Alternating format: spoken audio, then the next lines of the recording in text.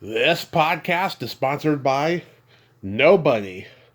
Hey dudes, welcome to Splat from the Past, the only 80s themed horror and sci-fi show where things can get totally radical.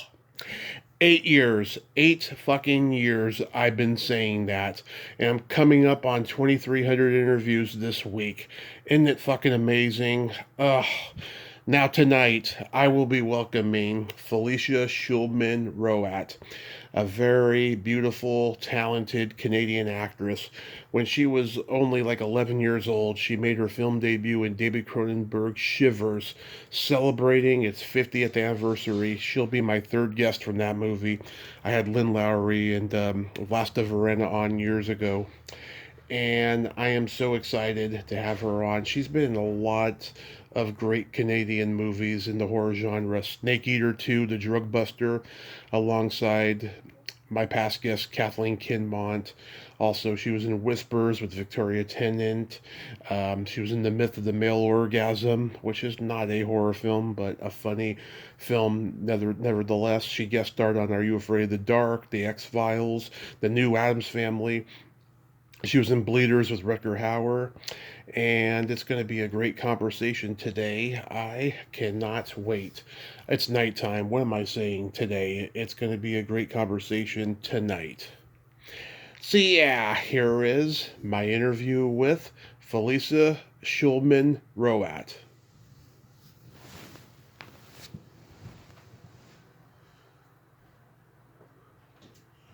So, going back in time, I was reading you began acting at age 3. Your parents took you to your first play, and you made up your mind right then and there that was your destiny. Is that true? Well, yeah, I'm really super lucky that my parents exposed me to the arts, like every kind of art. I think I saw like my first opera at 5. Like they never censored like if something would be adult. They didn't judge it that way. They didn't say this is an adult thing.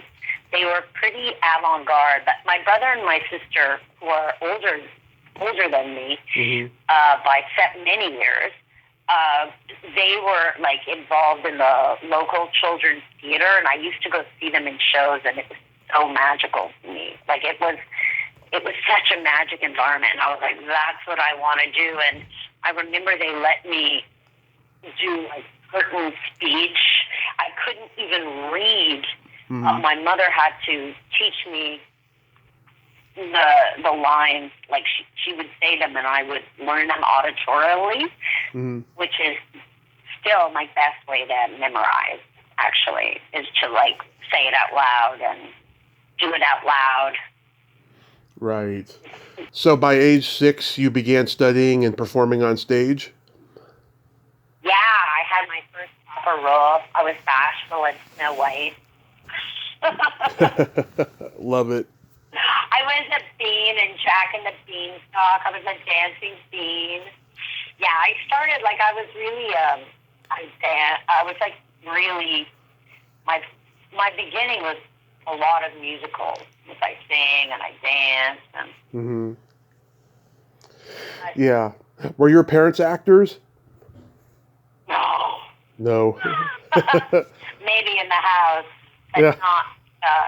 not professionally. I think my dad, because my dad was maybe born at another time, my dad would have been an impresario for musicians. Because my dad was a great friend to musicians.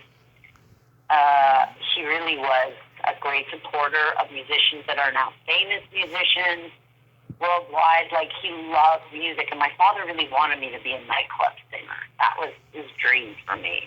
He was like, why are you an actor? You know, but my mom, she really wanted me to be a lawyer. I mean, she really, Yeah. She was not, she loved that I loved the arts, but she thought it was crazy that I'd ever want to pursue it. It's just not, Yeah. Yeah. Well, parents always want their kids to be something that they couldn't be themselves, you know? Yeah, and I think also, like, it's weird. I was always raised as a huge contradiction because on one hand, my parents were great supporters. Like, they'd see everything I ever did. Mm-hmm. They loved, like, they enrolled me in all kinds of lessons. Like, I was really privileged, like, to take singing and dancing. And, I was dancing like 5 days a week, like ballet, tap, jazz, modern, like, it's extraordinary the sacrifices they made for me. But when push came to shove, I know that when I was I think I was about 14 years old, someone wanted to take me out of school and just manage me. Mm-hmm. There were no talent agents where I lived at the time. There was no real industry when I was young. Right. Yeah, it was just kind of people would come and shoot. And maybe they go to a school and they'd seek out, like, people who are interested in theater or people who are in the theater school. But there was nothing like there is today. And, someone asked I'm going to manage your daughter. And I was so mad at my parents because my dad was willing to let me do it, but my mom was like, no, you're going to stay in school and have an education. And when you're older, if you want to do this, you can do it. And I resented her for a long time. I thought she's ruined my chances and I could have been so much further. And I really appreciate now what she did. Because really, acting is ageless. And actually, in this time in our world, mm-hmm. every job is ageless. You can change your course. So many times. You don't have to do one thing. You can do 50 things, Of course. You can do something for 10 years and then say, fuck it. I don't want to do this anymore. I'm going to try this. So that's like something that's really beautiful. I mean, a long time ago, people were like, this is what I do, and I've been doing it for 50 years, and this is all I do. I don't think it's the same anymore. I know. I mean, God, there's 60-year-olds going back to college, and changing things. So, I, for whatever reason, I love what I do, and it's like a curse in a way because I don't want to do anything else. So I've done a lot of things over my life to pay the bills and to do what I have to do when times are lean, but I just have no interest in doing anything else. I love what I do, so I just doing it. Yeah. And you're born and raised in Montreal, Quebec? I'm born and raised in Montreal, Quebec. I left at 17. I never thought I'd be living here. Like, in a business here. I left when I was 17. I think I've ripped up my Medicare card, like our healthcare card. I think I've ripped it up, I don't know how many times, saying, I'm not coming back to Quebec. I'm living here. I've lived in quite a few places. And something in life always brings me back here. And I think this is the longest stretch I've lived here since I was born here. It's like, this is the longest stretch. I do love it here. Because I love the blend of cultures, and I love working in 2 languages. I love this city. Like, I love it here. Yeah, I love Canadians. They're not easily... It's groovy. I love Canadians. They're not easily offended, and they have a body sense of humor. They're just great people.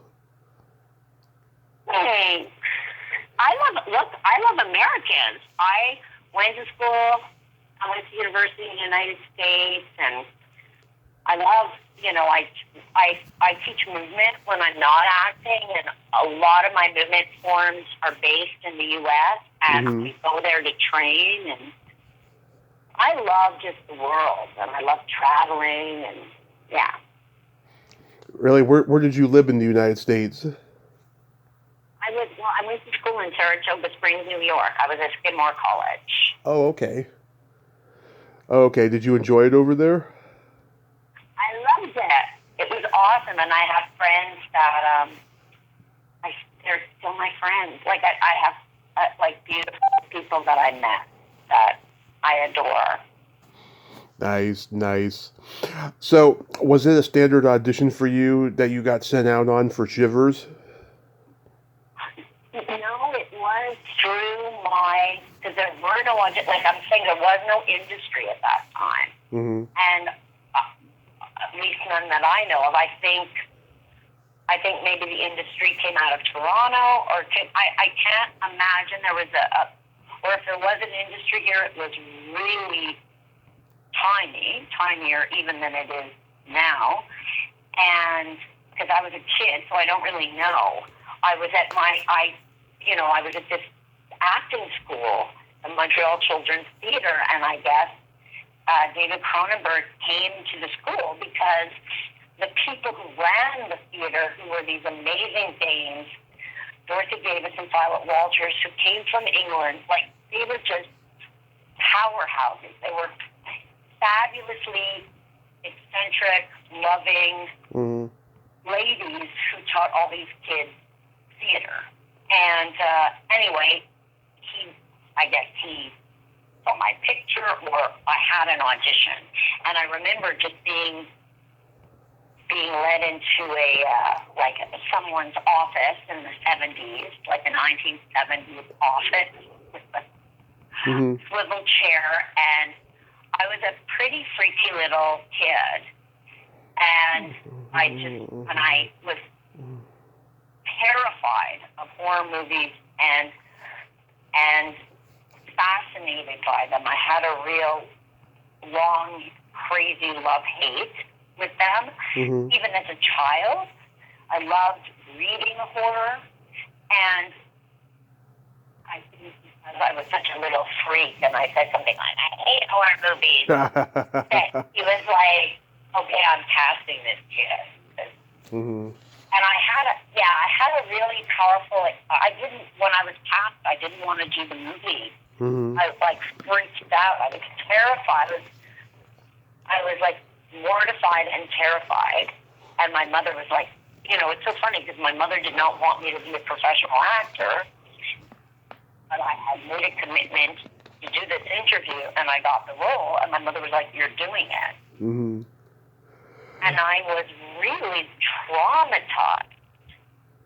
And I got on set. This is something that I think changed my life forever in a spiritual way. I got on set, and I don't know if it was, like,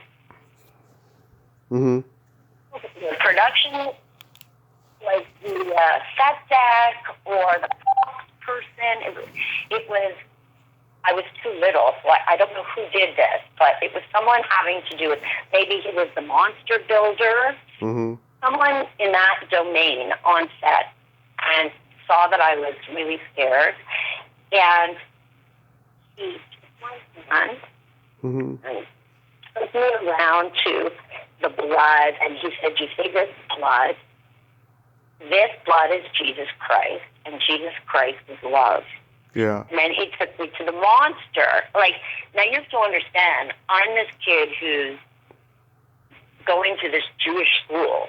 I don't know any of this. Like, and the dude is taking me around going, this is the monster, and you don't have to be afraid of the monster because the monster is Jesus Christ, and Jesus Christ is love. And what's so interesting for me is I've always loved, I'm not a religious person. Right. By any means. I'm a spiritualist, but I really love, like, Jesus, and I always wonder if it had to do with this dude who talked to me about love, and that love was in everything, and love was in all these things that were scary, because I was so afraid. Yeah. And it was something that really changed, like, it changed my life, really. Yeah, wow. Yeah. The little boy, Robert Brennan, did you know him before? I think we were in children's theater together. I'm pretty sure we were in children's theater together. It was so long ago. Yeah. Yeah, have you seen him since? I saw him not as an adult. I think the last time I saw him I was a teenager. Okay. And that's like a long time ago. Right. Yeah, so you got that little white summertime hat on and the blue jean overalls, and you both scream. And that's me. Yeah.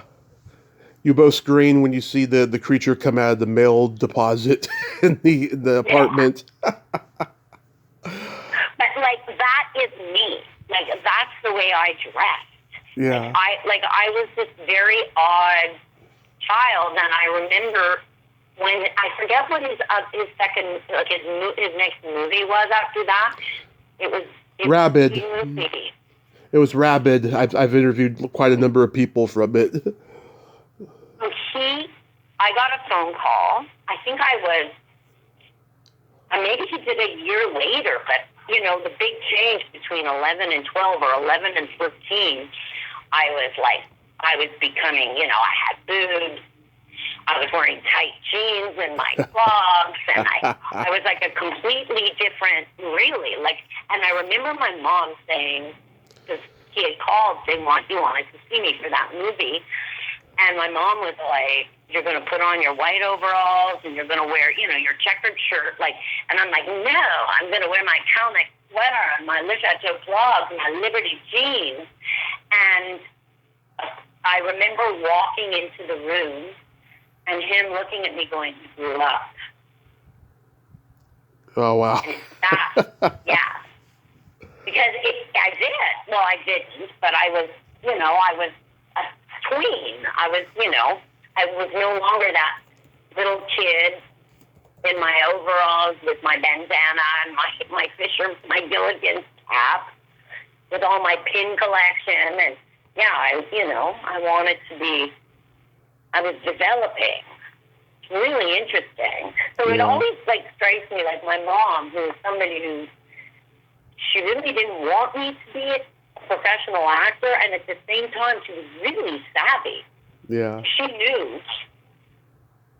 She had an understanding of what the casting was, and I was just like, no, I'm going to express myself. This is me now. Yeah. So, do you remember anything in particular about Cronenberg on set, or Ivan Reitman? I just remember him being beautiful and gentle and engaging and supportive. Yeah. And creative. And, you know, I would love to meet him as an adult and go, hey, I'm a freak again. Yeah. You know, but, yeah, I have, like, really good memories. But that memory of, like I said, I don't know, it was someone, I don't know if he was a creature creator or someone in setback or a prop person, but this crew dude took me around. If you see me now, like, my mouth is open, like, I was like, ah. And Yeah. so, don't be afraid, little girl. You know, love is everywhere. Yeah. Love is in creation. Love is creation. Yeah.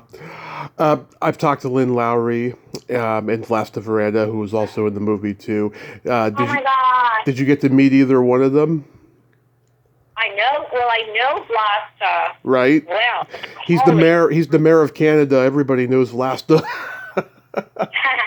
Yeah, like I've worked with him in studio. I've worked with him on set. Yeah. As an adult, so it's always funny to me. I'm like, dude, I was in that movie. Like, it's so wild to think. It's always strange to think you knew someone, like, or you were in the same room with someone when you were a child, and then you see them as an adult, and you're an adult, and you're like, wow. Yeah. You know who you were then, you know? Yeah. So, how old were you before you actually saw it, even though you didn't want to see a horror movie?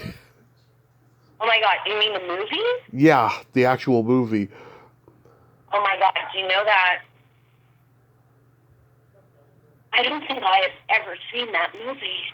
Well, I have many times, and I could say you were adorable in it. Imagine, I don't remember, unless I was, like, really stoned, and I have no memory of it, I do not remember seeing that movie. Well, you were adorable in it. You look exactly the same, and that scene... I know, I look like an adult me. That scene is very frightening. I didn't have to act. Like, it was really scary, you know? Like, I was obsessed as a kid, you know? Like, we would have a TV. I would sit really close to it. You know, they'd play Psycho late at night. I would always, there were like 3 channels. I have really strong memories of like Dark Shadows, Psycho. Like I was obsessed, and at the same time I was terrified. Mm-hmm. Yeah. So after that movie... That's just the movie. I gotta watch it. Was it good? Yeah, it's on YouTube or in Tubi. It holds up. Oh, yeah, it's scary. It's very disturbing. It starts with a girl getting brutally attacked, and she's dressed like, what's his name from AC/DC? Angus Young with the schoolboy uniform. Oh, my God. You know, what I love about that era, filmmaking in general, I find it like it's so visceral and raw. It was real. It was real filmmaking. There was no fucking corporate decisions back then. Yeah. There's also something about film, like there's just something about the grittiness, and the way the way things were shot. I wondered if it was slower compared to like films today. Like, you know, everything's cut very quickly, and so I wondered. I gotta watch it now. You've made me excited. Yeah, see it. Oh my God. So after that movie, did you continue acting before you left home? Well, everything I did was strictly like after school. Like community theater. I did like wonderful community theater. It wasn't. When I was in university, I won't go into a long story, but some personal things happened in my family that were pretty messed up, and so I could not complete. I was doing my junior year abroad in Paris, and that's when I really, I completed all my pre-law requirements, because I was a double major with theater and political science. Nobody can believe that who knows me now, but it really is true.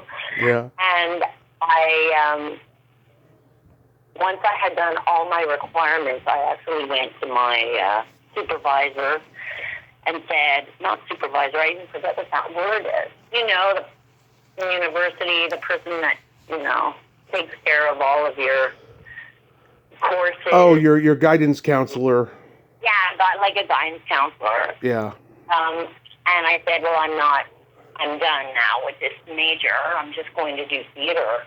And I remember people were like, what are you doing? Are you crazy? Yeah. And then, ironically, I could never finish my last year because shit happened, and I came back to Montreal, and I worked in a clothing boutique. I was helping my mom out. Yeah. She and I were together.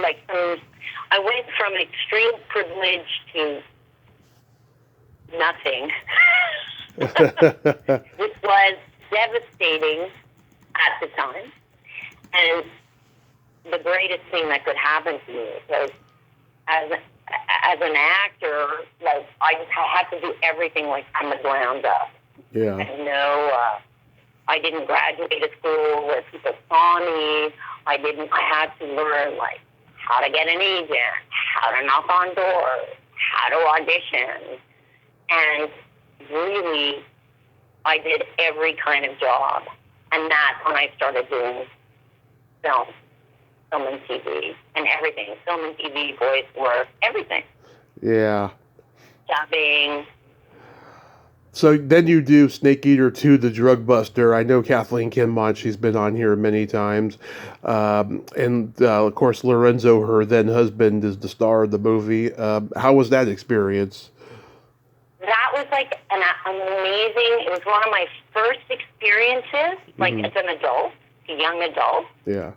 And I remember when I auditioned, they had all these beautiful blondes.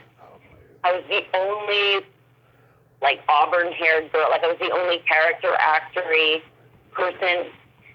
The casting people were smart. They brought in probably what was described in the casting breakdown, and then some different choices. And I remember just having the best time on set, and Lorenzo was amazing to work with. And the director, I worked with him years later. He shot an episode of the new Addams Family that I was in. I was Cousin Fern. And I was like, yes. oh my God. Yes. It was so awesome.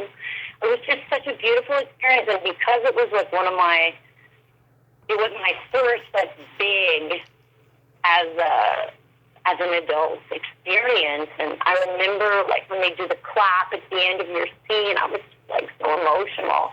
I was like, oh my gosh, this is so beautiful.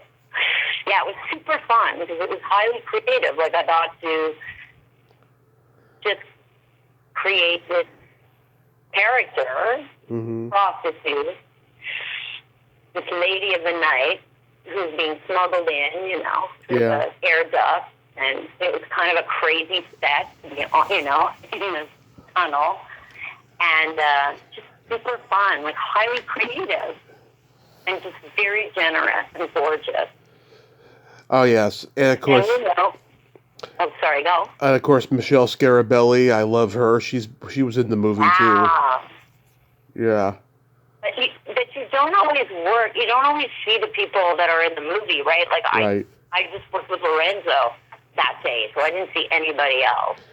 You're the first one who's ever said anything good about him. Most people say he's cocky, he's arrogant. Oh my God, he was so... But this is so funny. Like, I don't know him, right? Yeah. That's the thing, you can work with someone who's a total fuck, but the energy between you and that person is so beautiful. For whatever reason, you have a gorgeous experience. And then you can work with someone who's like, oh, they're so great. I mean, I will not speak out of school, but I've worked with some real assholes. And I'm always like so sad. Like, especially when you're a fan of someone's, I'm not just an actor. I also love the art. So I'm a genuine fan, and I can watch, sometimes I see some of the movies I've made that are scary, and my husband will be like, why are you freaking out? You know what's going to happen. But I get, like, I go right in it. Like, I'm not an actor anymore. I'm like a fan, and I'm watching it for the first time, and I get freaked out. And so it's the same thing. Like, I'll just really love someone's work, and then it's so heartbreaking when you work with them and they're a prick. But then, conversely, I've worked with people and they were so beautiful, and it's like a gem of an experience. Yeah. How about doing Whispers with Victoria Tennant and Chris Sarandon? You know what? I never met them, but the guy that I did my crazy scene with was so beautiful and so respectful, and he was so afraid of crushing me. That's all I remember.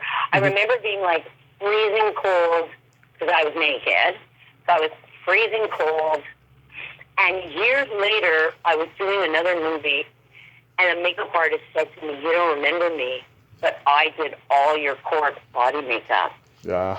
I don't know if you remember the scene, but I'm like, you think I'm a corpse, but because he's screwing me or having sex with me, whatever, the ward guy, and then you see that it's just a crazy relationship. And it's like, I have to pick the kids up from school, Yeah. You think I'm dead, but I'm not dead. It's like his fantasy. But so I had like this crazy full body makeup, and I laughed so hard because they were like, oh my God, Felicia, I was doing my makeup, and they went, I'm looking at you, and I just remember like having to do your entire body, like every inch of my body. And I went, oh my God, I have no memory of that, but that must be weird. In our job, we do so many, like, I feel like I've done all these jobs that I don't even remember. Yeah. Sometimes I dream, I have a dream of working, and I think, was that a dream, or did I actually do that? And it's a memory.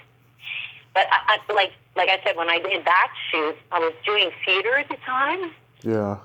And they picked me up, literally, it was a night shoot. They picked me up after the show. A driver came to get me, and I shot, and then I was on stage the next day, the next night. I shot all day, but I was shooting with that actor that I was working with, and he was just, it was lovely and really scared. Like I said, he's a big dude. Yeah. He was really always like, "Are you okay? Are you?" I was like, "I'm fine." The magic of filmmaking. But I didn't know. I never met Woody. Peter McNeil is in it as well. I had him on recently. He's a very funny guy, very dry and self-deprecating. Of course.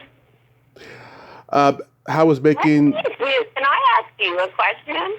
Sure, as long as it's not too personal, because we just met. Go ahead. Like, what got you into loving the genre? What got me into the horror genre? Yeah, like loving all of it. Like, just the genre of the idea of, like, I want to say, like, offshore movies, like things that aren't big blockbusters, things that are, like, what made you... I love the containment. I love the fact that they were on late at night while my parents were asleep and I could watch them. It was just like something naughty I could do and nobody else knew it, And I just love... What I love about the genre is that it releases tension, it releases fear, it shows you how much worse your life could be no matter how fucked up it is. Yeah. It's funny you say that. I go on and off the genre, and I can be going through some of the worst experiences of my life, the most stressful or illness related. Mm-hmm. And I'll be watching, like, intense horror. And people are like, "What are you watching?" Like, and I'm like, it's calming me, like, it's making me feel better. Isn't that odd? It's a wild thing. It is. I mean, I love all movies, of all genres and stuff. I do too. Making a movie is a gift. Yeah. Sorry. It's because of the delay. Go on. Making movies is a gift. Not anybody can do it. Whether it's good or bad, not everyone can do it. And I just appreciate people who can do it. Yeah, well, not many, but several years ago, I did a very, hoity-toity, independent co-production French film, Bloody Blue. Yeah. And the actress is a beautiful actress and from France, and independent movies. And she was like, "Oh my God, you've done some real, shit. Like, how do you do that?" Like, literally, she said this to me. And I was like, "Well, you have kids, right?" And she's like, "Yeah." This is all in French, by the way. Yeah. It's much more dignified when it's all said in French. It's sexier. It's more mysterious. And anyway, I said, "Well, do your kids like McDonald's? Mm-hmm. They like fast food?" And she's like, "They love fast food." And I said, "Well, everything, there's a raison d'etre for every genre, and there are people that enjoy it. And if we're nourishing those people, then our job is being done. Like, then my job is done. It might not be to everyone's taste, but there's somebody who enjoys it, and that's important, Absolutely. So, how is making the myth of the male orgasm? Oh, that was awesome. Rick, that was gorgeous. I was living in Toronto at the time, and I was hired to do, again, theater. I was hired to do a repertory season where you do several plays in a season, in a season, and the director saw me, John Hamilton, in Cabaret, and he saw our lead in Cabaret, Bruce. Yeah. And it was a magical. Again, it was like a magical time. I met my husband in that season. Mm-hmm. We were doing another play together, and he was living with Bruce and and his then girlfriend at the time was another wonderful actor. And he was like, "Hey, I think you'd be great in this movie." Wow. And it was beautiful.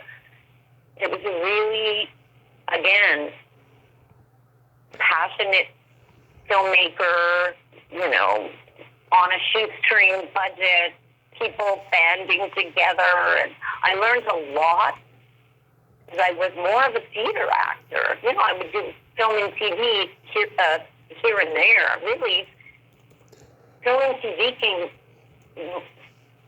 later for me. Like it's in these later years that I do more of it, ironically.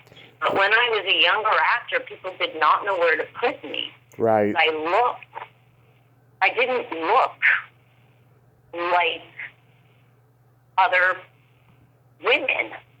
So it was hard to, in those days. I think now there's more of an openness to diversity and to different types of people.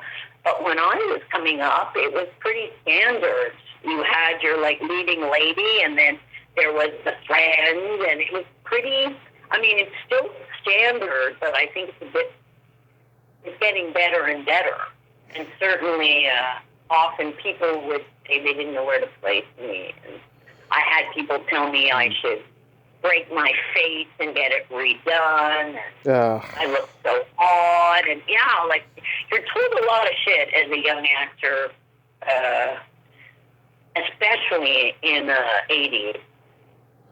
There's some really harsh. It's really a miracle that I'm still acting. I was told some really harsh shit where you think, why am I doing this? And people say some ugly stuff. Oh, I know. You believe them. But you miss out. If you believe them, you miss out on the great moment. If I had listened to every person who told me to stop, what are you doing with your life? You're never going to amount to anything. If I had listened to them, I would never have had some of these beautiful experiences, Yeah, I get that all the time. Why do you do this? Which means, you can't do this. So why do you do this? That's why I was kind of dreading you asking me a question. I thought you were going to ask me a question like that. I'm glad you didn't, though. No, I think it's beautiful. Why do you do this? Because you love it. Exactly. I mean, don't they fucking see it? I don't understand why they ask a question like that, Well, because our world, especially with the advent of social media, and there's a lot of superficiality. Right. There always has been, but even more now. A lot of our world it's posed. It's not real. It's all artificial. Exactly. So people begin to buy into that, right? And that's why there's a lot of really sad people too. Right. Oh, yeah. I mean, there's people, who are concealing their identities and their sins and everything. And, the veil of the internet has been lifted, It's a really dark and sad thing. There's days when I want to cry when I see certain things. Yeah, me too. That's why I'm not somebody who's always on. I'm not somebody who always looks. I'm not somebody I just go when I'm called. I'll go, I should look, or I'm teaching, so I have to post about my class, or I'm posting about the podcast, or do you see what I mean? But is that I'm interested more in living life. I was at a callback today, and I saw some people I haven't seen in a while because COVID shut down a lot of shit, and we're still seeing each other for the first time. Here in English, I have not had a live film and TV audition. I either get cast or I have to do self-tape. Right. But commercials now have opened up live again. Yeah. And it's shocking to be directed by a director. It's just oh my God. Yeah. And it just talks to people. Just being with people. I was out of town on a gig on the weekend, and our flight was delayed so many times, and then we nearly canceled, and I'm glad it wasn't. And I was put on this flight sitting next to this beautiful young woman who's going to do business in Montreal, and we started talking, and it was just so gorgeous. And she was just telling me about her life and about family, and that really, to me, is what life is. It's Right. not like posing in a well-curated picture and getting a bazillion likes. Do you know what I mean? Yeah. I don't know. It's, for me, anyway, I'm super old-fashioned. I mean, but I wouldn't have it any other way. It's just who I am. Right. I love your scenes in this movie, The Myth of Male Orgasm, where you're smoking cigarettes and just giving bad advice. Were you a smoker for real? Huge. I was a two. I cannot believe this. Yeah. I was a 2-pack a day smoker. Yeah, my mom quit. My mom quit after 35 years back in 2006, and we never thought she would, but she has. I know, it's like me. Good for your mom. Tell her. What made her quit? Like, how did she do it? She just quit doing it. That's all. Just like up and quit, like for no other reason? Yeah, she had willpower back then. Wow. Why does she not now? Yeah, that's a touchy subject, but kinda. Oh, sorry. It's okay. It's okay. Sorry, I won't ask. I keep saying I'm sorry. It's so fucking Canadian. I'm not sorry, but excuse me. Yeah. I don't want to say I'm sorry. I love it. It's awful. I really, like, that's something every year I say, I'm going to say I'm sorry less. And people say, oh, it's because you're a chick. And it's like, no, I really feel like it is very Canadian. Yeah. Yeah. Sorry. I don't have I'm not sorry, but excuse me. I won't ask that question. But good for your mom for doing that. And yeah, I never thought I quit. And I have a soul brother here, beautiful actor, Richard Jutra, gorgeous guy. And he and I were huge smokers, and we used to joke that we'd have, we're going to be 80 and we're going to have our cigarettes, we're going to have our leather tan skin and our cigarettes rolled into our t-shirts. And we, you know what I mean, really. Oh, yeah, James Dean. And, and we both quit. And it's like, so we look at each other, it's like, oh my God, and I'm so happy I quit. Not that there's anything wrong with people want to smoke if it makes them happy, if people want, whatever people want to do that makes them happy, it's their bodies, it's their life, it's their choice. But I'm super happy that I don't smoke anymore. Anyway, at least not cigarettes, that's what I'll say. I sometimes smoke other things, but not cigarettes. You guest starred. Tobacco from me. You guest starred on Are You Afraid of the Dark, where you got that 60s girl group hairdo. Yeah. Oh my God. Yeah, I play a lot of waitresses. Yeah. A lot. You look like you could have been on the cover of Supertramp's Breakfast in America album. Yes. Oh, I loved that album when I was a kid, Logical. Yeah, great song. When I was 14. Oh my Lord. Do you ever do those nostalgic things where I go on these binges where I go on YouTube and I listen to I just watch all these videos? Yeah. Yeah, and I'm like, it just brings me right back, Yeah, it's a great thing about YouTube. How about guest starring on The X-Files? Yeah, that was interesting. Gillian Anderson. God, she was a huge crush of mine when I was in junior high. Did you get to work with her? Beautiful. She's beautiful. I mean, I worked with her briefly, but she's an amazing actor and just has a very beautiful. I'm thinking in French, elle a une bonne mine. She just has a beautiful energy about her, and she's just a great actor and really smart. Yeah. How about working when with... when you do those roles, it's really challenging to go on a well-oiled set. Mm-hmm. Like a lot of Canadian worker bee actors, which is, I call my worker bee actor. I'm like a worker bee. I go in, I do my job, I leave.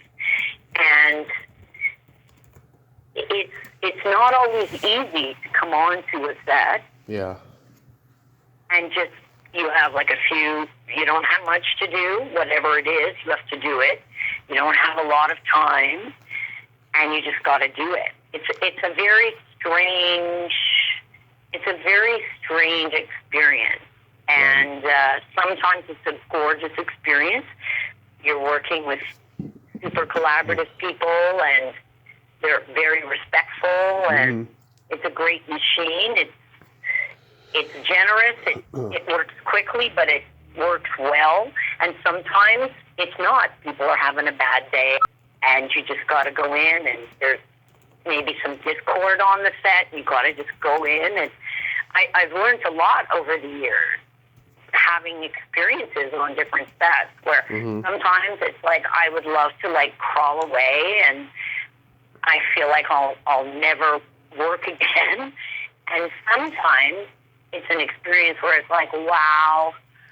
Like I played a waitress in a beautiful Québécois movie called Tiché entre ciel et terre, and it was a really gorgeous scene where my character comes on to the lead, the young male lead. And right during the COVID opening, I was shooting a French movie in Saskatchewan, this is in the West, and the lead of the movie, they flew me to Saskatchewan, and it was a trucker movie. It's a trucker story. It's called The Rodeo. It's about this dude and his daughter, and, they have these big trucker conventions. They have races. It's in Western Canada. It's famous. Like, people come from all over with their huge trucks. And I play this female trucker that leads them along the way. And I look at the male lead, and I'm like, shit, you look so familiar. And he's saying, he was lead at the Canadian Screen Awards, and he's trying to figure it out. He's Québécois, a French actor, a French film. And then he looks at me, and he goes, alone in the hay at the end of my shift. That's what I said to him. And I went, oh my God, it's you. And he looked so different. He's like, I love that scene. It was one of my favorite scenes. And we were laughing. Like, we looked at each other, and then he, had this flash, Yeah. I said, well, that's at the end of my shift, So tell me about Bleeders with Rutger Hauer. She was definitely fascinating man. And, I have really dear friends who live in Holland. I mean, we were very close to moving to Amsterdam when we moved back to Montreal. Yeah. And, he's cute. He's Rutger, Dutch dude. Blade Runner. Come on. Oh, yeah. What was that movie? Oh, A Breed Apart and Hitchhiker. Yeah. Great movies. Yeah, oh my God, Hitchhiker. But The Hitcher. When he did Bleeders, yeah, he was in a different place. Yeah. That. But I did have I had such a great time on that movie with my friends and the location, and I think that was I worked with Peter Splat, the director. I did a voice gig with him, and I think it was the first time I shot with him. But then I shot with him again on another movie, a very different movie. And then I shot with Roy also later on French TV. Roy, I think, did that movie because he was doing, what's that TV? It was a Canadian TV series. It was actually really good. It was based on the movie. It was based on that movie that, it was a huge movie. She was a spy. She was trained by a dude. Alias? No, way earlier. I have no idea. I can't tell you. I forget the name. Oh my God, that's crazy. I've had a really long time. I had a very long day. And anyway, he was a lead on that movie, and it was the first time he was really acting in English. So I think he did Bleeders to practice his English. How about Making Misbegotten? I don't even know what that is. That's it. It's Mark Lester directed, Kevin Dillon, Nick Mancuso, Stefan Arngrim. Oh my God. Yeah, I know I did that, and I have no memory of it. It's okay. I'm telling you, It's there's okay. stuff that I shot, and Mhm. I'm like, did I shoot that? When did I do that? Late 90s. Yeah, it's very odd. I feel like I've had many lives. Yeah. It could Speaking have of been all many the drugs in the 80s. It could have been that too. Speaking of many lives, I went on your Instagram page and I found out we have something in common. We are both nudists. Oh my God! Yep. Ah! Yeah, I love being nude on the beach. I just love it. Yep. We had a nude beach in San Francisco for a lot of years. I used to go there after I lost weight. I used to go there all the time. But do you, like, for me, I feel like when I put on weight, I love being nude because I hate the tightness of clothes. Well, I hate wearing clothes in general. But how did it start for you though? Like were your parents nudists? Oh my God, this is total opposite. It just mortified, my bless my mom when she was in the nursing home, and I would be showing her stuff like on Facebook, and like sometimes she'd come across a nude picture of me and like, Felicia, you must take it down, and I'm like, oh, mommy, Yeah. it's me. No, I was raised. I would say it's the absolute opposite. If I walked in on my mother, she was changing, she would scream. Same with my sister. Like, oh no, I'm like the freak of my family. Yeah. Oh no. Like I remember coming back from being in Europe for a year and showing pictures. Like I just had all these pictures. Yeah. Before there was smartphones and like real pictures. Yeah. Pictures that you just develop. And I remember my brother doing that was like he just walked out of the room because I guess there was some topics living on a beach in France or in Germany, and yeah, he was not happy about that. Yeah. I always just say to people who's upset if they see my nudity online, I just say then don't look. Like, I thought for me, my nudity is a bit of a political statement. Being a woman of a certain age, and Good. especially with my other passion, working with bodies, moving people physically, I'm really about people embracing and celebrating their bodies. Good. And learning about their bodies and exploring their bodies. And so that's part of my mandate. Like I have a bit of a problem when Instagram says they're taking down my picture because they find it offensive when I'm lying on a beach and you see my butt crack. Yeah. And I write them and I say, well, actually, I find it offensive when you send me a bazillion ads on how my crepey skin is something to be ashamed of and how I need to change it, or my cellulite, or my wrinkles, or my, so that's offensive to me. That the news feed just sends me all this stuff, guessing my age, guessing, oh, you're a woman of a certain age, so you need to see this. You need to buy this shit. That's offensive. Somebody happy frolicking on the beach or lying in the waves to me is the least offensive thing. So for me, my nudity, it doesn't just feel good, but it also for me is it is a political statement. Well, for me, I just love being naked. I hate wearing clothes, and I thought I was the freak in my family, but I found out later my family is exactly the same way, except we're a little bit more private about it. We just get naked in our rooms and stuff, and then when we go out, we're wearing our clothes and stuff. But yeah, I've always been that way and stuff, and I've been in a couple open relationships. I've been part of the swinger lifestyle as well, and all that stuff. I'm freaky.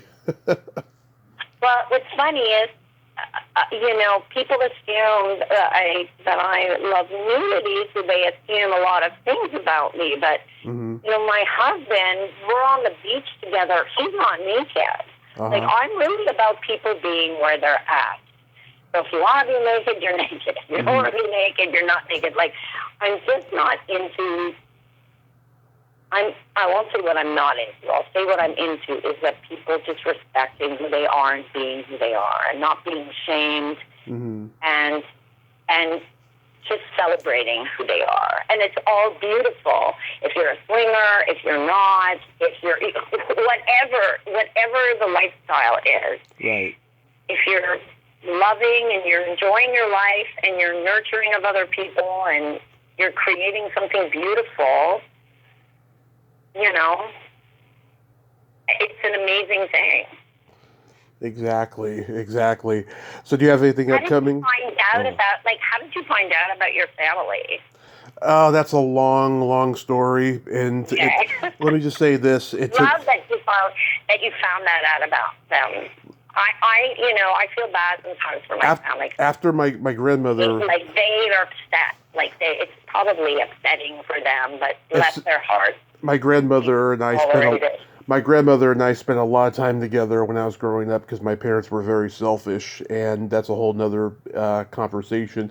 But after she died, all the truth started getting revealed slowly. In the last 23 and a half years, I've learned so much truth that I quite frankly did not want to know, but I'm glad I do. Wow. Are you ever going to write about it or create something with it? I'm working on my memoir. I wouldn't write about that necessarily, but I would write about my sexcapades and turn them into an erotica book or something like that. Oh, fun. But I would never write about their stuff because because first off, I can't get clear answers out of them unless there's an altered consciousness involved in alcoholism or whatever. But I know just enough that I need to know. That's all. Did you ever find it liberating? Because I know there's a lot of stuff. I mean, everybody has stuff in their lives, and either in their present lives or their past, in their childhood, or you know. And did you ever for me? I found a lot of stuff very liberating. Even the painful stuff, it was liberating. It explained a lot of what I was like younger, and I was pretty wild when I was younger, and it just. Or in my, not younger, but in my, my 20s. And did I find it liberating? Yes, I did. It explained a lot of things to me, and it gave me a lot of liberation, a lot of clarity. There's always hindsight, yes, and it's just been tremendous and fantastic. That's great. Yes. So do you have anything upcoming you'd like to mention? I did. There's a new series. Sounds really cool. It's called Foxtrot. It's on Apple. I don't know if that's just the working title. I don't know. But I have a nice, I played a really nice role. It's a kind of a spy thrillery story. So I don't know if it'll ever air. The show, but it was just shot. And actually, my husband, Bill Rowat, actually plays my husband, which was pretty cool because they didn't know that when they cast us. Right. That was nice, super fun. And I have an upcoming project, but I am not allowed to talk about it. Okay. Until it's out. And I'm working on. Presently I'm working on season 2 of a beautiful cartoon called Interstellar Ella, an animated series. Nice. It's the second season. It's so beautiful. It's all about space, and our lead, Ella, she's a space adventurer. She lives in space, and nice. I'm her holographic sidekick named Maggie. I'm a hologram, and I take, I'm kind of like a mix between Data and the Doctor. Nice. On Star Trek. Yeah. So that's kind of fun. So yeah. That is so awesome that you're continuing doing what you love. That really is. So real quick. Yeah, I feel really blessed. Yeah. So I'm just happy to be alive and here and talking to someone like you. Oh. Thanks. Thank you. Super fun. Oh, yeah. Well, thanks for reaching out. Real quick, we gotta play my secret silly game. This is a Oh, series of silly slumber party questions. It's no win or lose, it's just pure fun. And how the game works okay. is I ask you the question, you answer it, then you ask me that exact same question and I answer it. And feel free to comment on the answers because they might be funny. Okay. Oh, no, that sounds like so much pressure. No, it's just fun. Felicia, are you ticklish? Yes. Are you ticklish? Oh, yes, but if you tickle me without warning, I might hit you in the groin.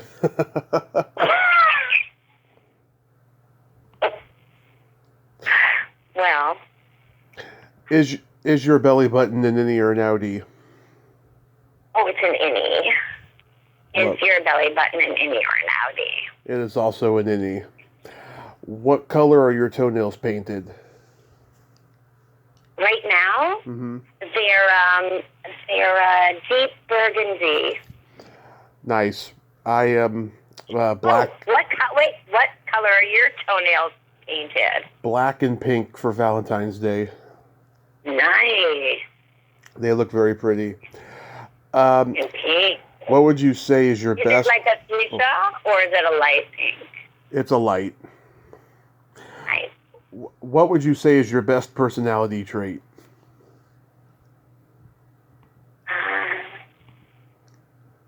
My love bot nature. Mm-hmm. What is your best personality trait? I have empathy and I have no filter. Ah. No filter. Nope. Okay. If you could have anything named after you, what would it be?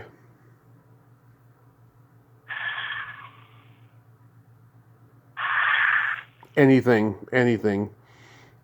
Either a vibrator or a body of water. Oh my God, that's what I was going to say. Vibrator also. Great minds think alike. Yes, I'm going to call it the Tommy Great Chatsy. The Tommy Chatsy. What's your guilty pleasure? Oh gosh, I have so many. I really, like right now, Mm-hmm. it would just be lying naked and doing nothing. Nice. What is your guilty pleasure? Eating pizza and watching a raunchy sex comedy movie. Oh, what's your current fave? All of them from back in the 80s. Revenge of the Nerds, Porky's, Animal House, Fast Times at Ridgemont High. You know, the 40-Year-Old Virgin when it came out. The Hangover movies. I love them all. Yeah, that's great. What kind of pizza do you like? Pepperoni, mushroom, sausage, that kind of simple stuff. Yeah, classic.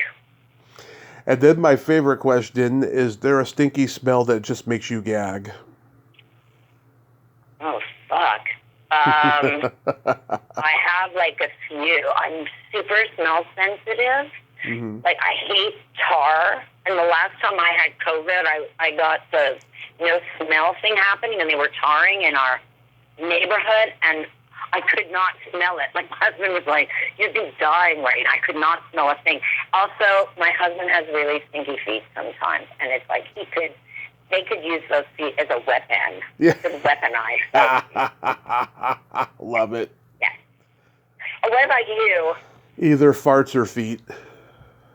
Farts or feet, eh? The farts don't bother me. I mean, they can be pretty repulsive, my own included, but they don't bother me. Yeah. You've never smelled feet like my man's feet when they're stinky. Awful. Well, Felicia, thank you so much for coming on tonight. You have been wonderful. Thanks. It's great talking to you. Yes. It's great. A fellow nudist. I mean, I'm not like a super professional nudist or anything. Like, I have a friend who, like, the family are nudists. They go to nudist colonies. They like grocery shop nude. Like I don't do anything like that, but I love going. I love going on the beach naked, and I love walking around the house naked, and I love, you know what I mean? Yeah. Yeah. I don't say no to the nudist colony. I've just never been to one. I totally get it, and just like, it's great to meet other nudists, because we can relate to common experiences. Yeah, but don't you ever think, like I used to say to my friend, like what happens when you go to the bar and you're like sitting on a stool and someone else has been there and you've both been nude and it's like kind of gross, like they're sweating and there's certain things. Like it's different when you're on the beach and, and swimming in the water and, I don't know. It hasn't gone that far for me. Yeah, it hasn't gone that. Like I'm telling you, like my friend, like the family would do these. In Europe, they would just do everything. Like you go grocery shopping, like the whole town is nude. Like just imagine everything you do in your life, like going to the bank, everything is nude. Yeah. Some of that, I don't know. I'm not sure. Maybe it would lose its luster if I was living like that. I don't know. But nevertheless, I hope you have a great night over there and stay safe. Me too. Take care. You too. Maybe we'll meet in person one day. You never know. I hope so. I really do. Life is strange. Life is strange that way. Okay. Good night. Bye. Well, there you have it.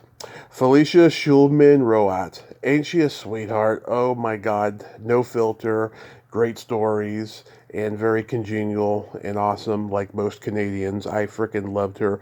Every moment of that conversation, it was just amazing, and it was interesting too.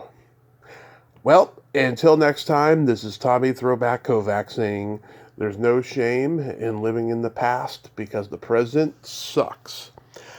Later, dudes.